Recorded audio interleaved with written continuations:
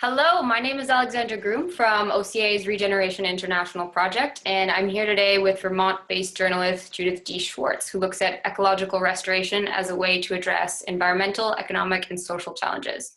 So Judy has just launched her second book, Water in Plain Sight, Hope for a Thirsty World, where she walks the readers through some of the major water security challenges of our time, all the while introducing inspiring solutions taking place all over the world.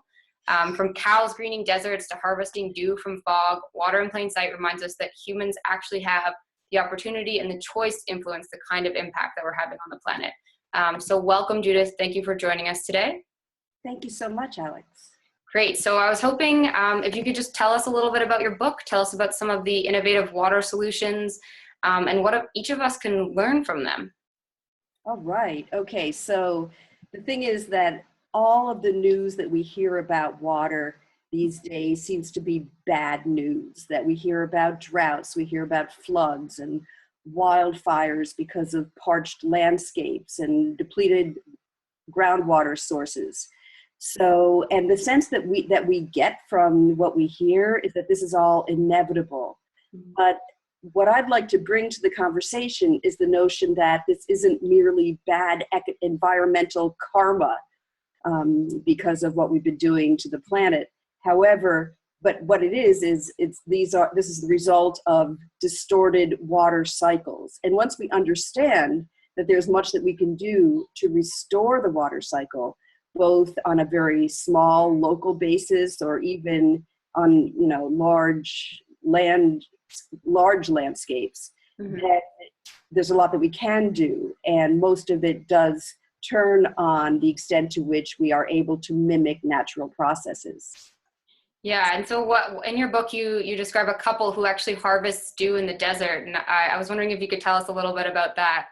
Sure, yeah, it was quite incredible. So this couple, I met this woman at the Quivira conference, which is in New Mexico every November.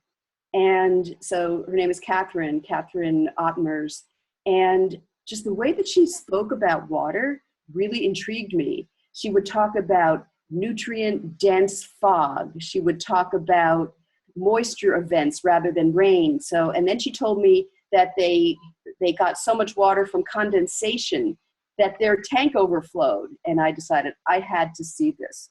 So in July, in the very dry, hot season in far west Texas, I went out there, and what they do many things, but the cornerstone of what they do is that they set up their main building, their rain barn, so that it heats, the upper level roof is galvanized metal, and it heats up, and there's a lower roof, and when the cooler afternoon, evening breezes come in, there's a heat differential, and then you get condensation, and they collect that water for their own purposes, and they have it drip strategically to feed to give water to the bees, to give water to the chickens. So you basically have this whole operation run on dew.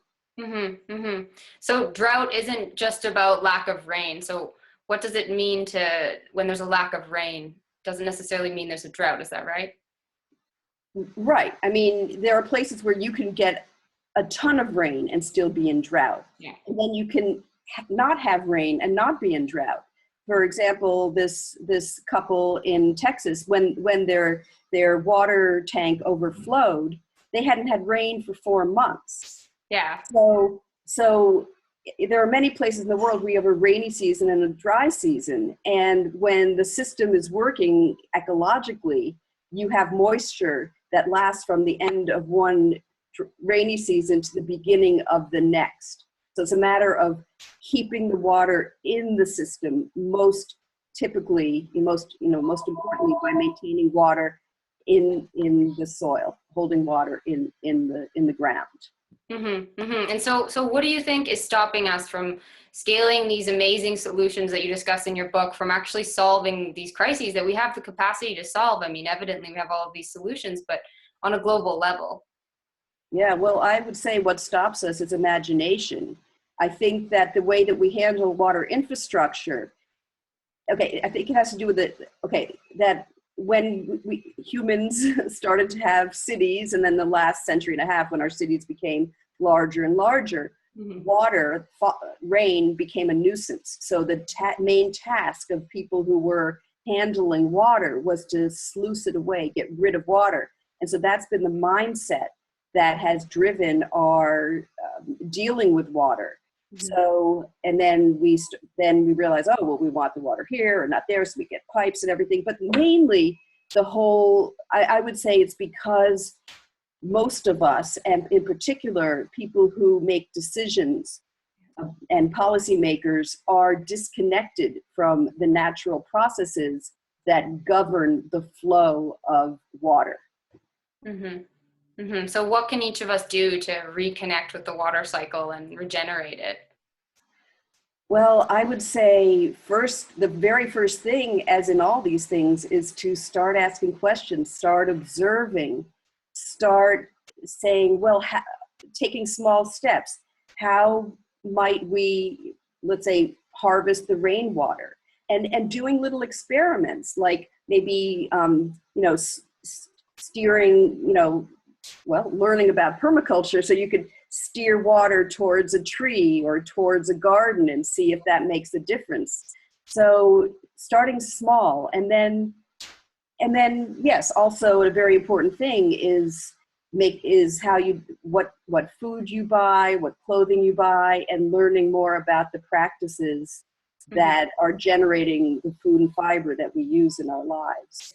We often hear about carbon dioxide as the major culprit to global warming, but in your book you cite water vapor as the most significant greenhouse gas. So I wanted to ask, why is it the most significant greenhouse gas, and why is nobody talking about it?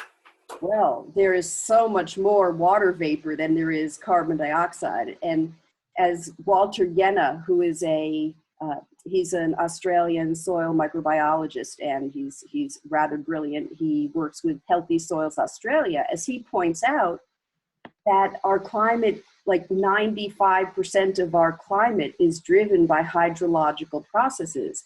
And it totally makes sense once you think about it, because when water, the water processes, evaporation, transpiration, which is the upward movement of water through plants, and condensation, that is conveying heat or moving heat through the atmosphere. So it's managing heat. And it's so interesting. Of course, carbon dioxide is important. We know that. But the fact that water is important gives us tremendous opportunities. And it does raise the question, why isn't that part of our climate conversation? But what happened was that when scientists were starting to address climate change and global warming, they said water is really too vast to even, that it's so vast and so pervasive that we can't imagine human activity even having enough of an impact on it to make a difference. Plus, it's much harder to model. Can you follow, a cloud? I mean, it's really, really hard to do. However, carbon dioxide, as we see in the Keeling curve, that ubiquitous graphic that shows levels going continually up since the 1950s, that's easy to measure and communicate graphically. So we haven't done this. It's pretty incredible. I know that you state that water in the form of vapor exceeds the amount in the world's rivers by a factor of 5. I mean, can you imagine the number of rivers in the world and how much water and vapor there must be in the atmosphere? And so you really think that humans could have possibly had an impact on that, and that's part of the effect that we're seeing today in climate change? Absolutely, absolutely. And especially what happens in local and regional basis. Okay, so this is a really hot summer in many places. And one way that this water cycle thing plays out is that a lot of this heat is because of desertification, because of so much bare ground. And so because so much of the Earth's surface is the built environment.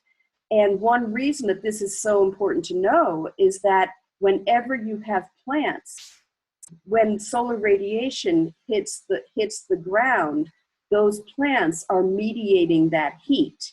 They are bringing water up, moving water up and through, and transpiration uses energy, solar radiation, and so it kind of converts it to latent heat, so you don't feel it. I mean, we all know if it's a hot day and you walk on Asphalt.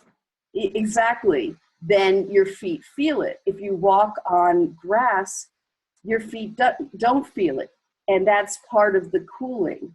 And certainly when you're in a forest, and a lot of the research that I did really brought home the incredible power, the transpiration, that's the collective transpiration of trees is such a powerful force that is moving moisture continually, cooling and creating rain.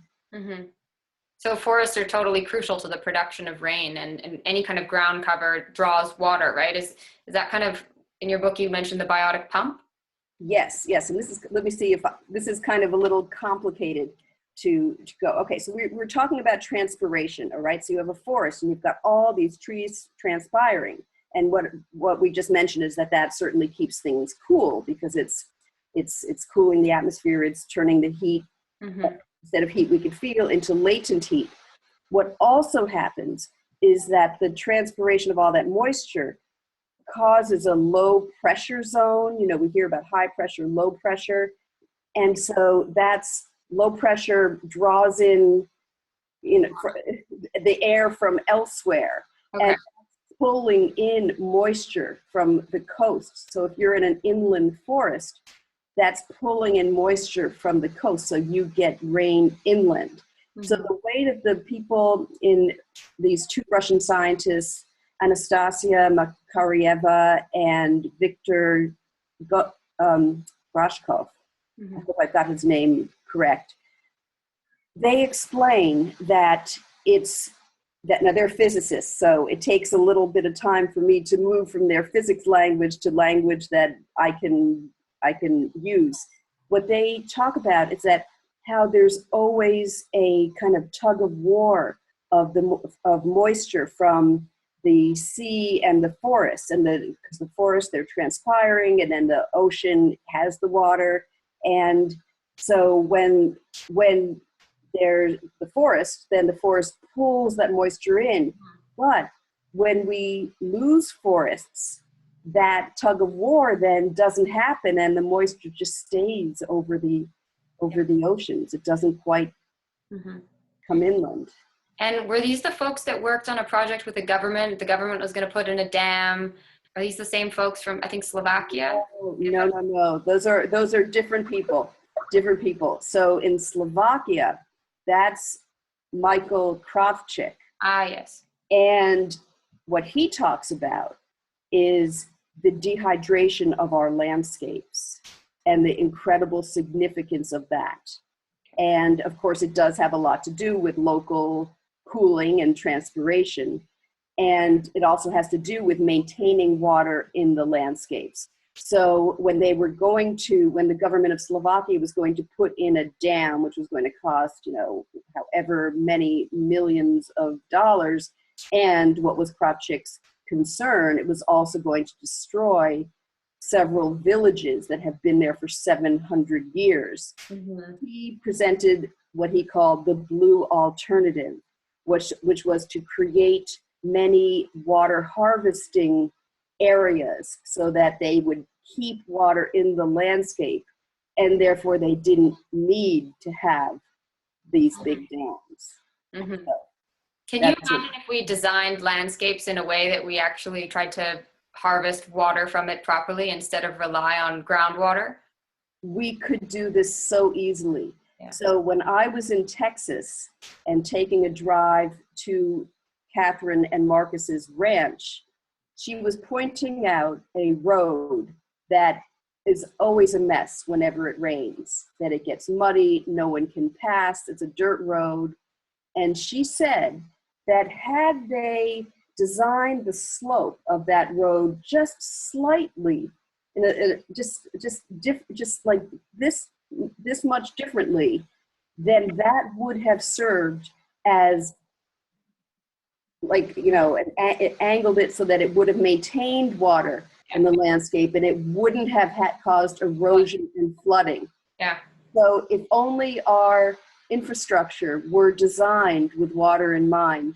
With intention and creativity in that way. Exactly. There's an amazing group called Regenerative, and Darren Doherty is working with them, and he's actually designed projects where entire communities and the roads are designed to capture the water and feed through rainwater the needs of the community entirely based from rainwater. So there are amazing solutions out there, you know, and people don't talk about them. Exactly, and we don't realize how much water we have. Yeah. Andrew Lipkiss of Tree People in Los Angeles, he pointed out that even in the driest years in Los Angeles, that still thousands of gallons of water per person are just lost to the landscape because the water hits the roads and then it just streams away. And in our urban environments, that often means carrying pollutants along with them. But if everyone were holding on to that water, so many of our problems would be addressed. Yeah, you also mentioned that in Tucson, there's enough rainfall to meet the needs of the entire town or city. Yeah, that's what. Sorry, so where does that water go? The water that rain falls away from cities, where does it go? It just ultimately goes into channels that pull it away and ultimately to rivers and then to the ocean. It just leaves our landscapes. In the meantime, we are spending so much money and so much energy to bring water in. People I talked to in California would mention just how much energy is used to bring water from one area to another. So you have water that's creating energy, you know, through hydropower, then you have energy that's moving the water, and we're still having all these problems. And so kind of just to shift gears a bit, one thing I really wanted to cover in the time that we have together is regarding the Syrian migration crisis. So you mentioned this in your book, and you kind of mentioned that it's a result of resource mismanagement, of failure to manage land. And so what, through the solutions that you've explored in your book and that you've discovered through your work, do we have the ability to alleviate these kind of crises and avoid future crises like this? Yes, so many of our conflict areas are in drylands, okay? So these are places where, like arid, semi-arid landscapes where there are seasonal rains, okay? So nature has always had this challenge of how to maintain moisture in the environment from the end of one rainy season to the beginning of the next, because without moisture in the environment, then the microbiology dies, you know, you don't get plants and animals don't have forage and all these, you get this negative spiral. Well, unfortunately, what we've had is this negative spiral, which can be summed up in the word desertification, the loss of function in these landscapes. And I mean, that's happening all over the world. So in Syria, I read some papers that talked about the mismanagement of water, and also how part of this had to do with changing policies around livestock, that in many areas that were dominated by pastoral practices, the governments saw kind of modernization, and it's kind of glamorous to have more cattle, that's more of a Western hemisphere kind of thing. So they were promoting that, and then the pastoralists didn't have places to go, and then because they weren't using good practices to manage those landscapes in a way that maintains them, then they were getting increasing desertification. And in Syria, they had a growing population.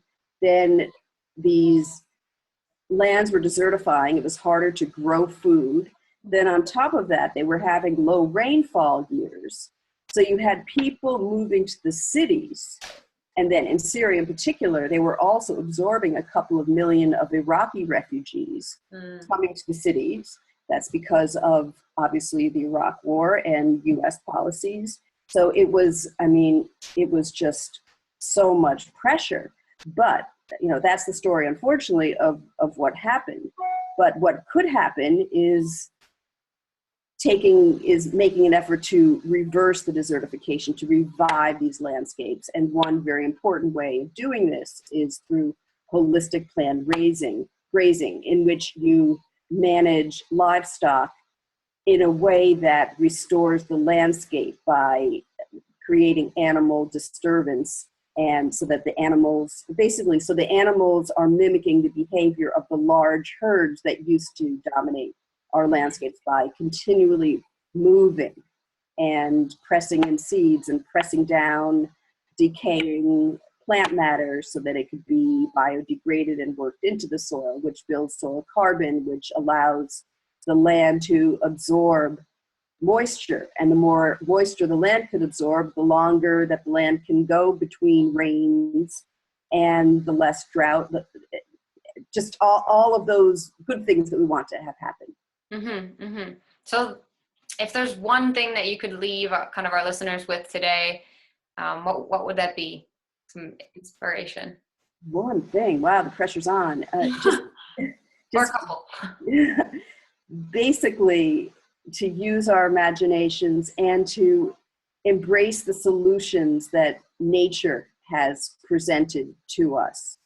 There's one fellow that I interviewed who he looks at a landscape and he says, what is out there in nature that is trying to slow the water down, that's trying to hold the water in the landscape? What animals, what insects, what plants? Just to look toward nature and to know that we can use that as a model and work in ways that bring our water cycle, and along with that, the carbon cycle, back into balance. Mm-hmm. One of the things that I loved in your book was, I think it was a quote from someone that you interviewed. It was like, animals managed well, we can act upon the landscape in a positive way. And That's right. Catherine said, we can be the beavers on the landscape. And beavers, of course, are a keystone species that are important, that before we de-beavered our landscapes, they were maintaining wetlands all across North America and beyond. Okay, great. And be the beavers in the landscape. The beavers. Thank you so much.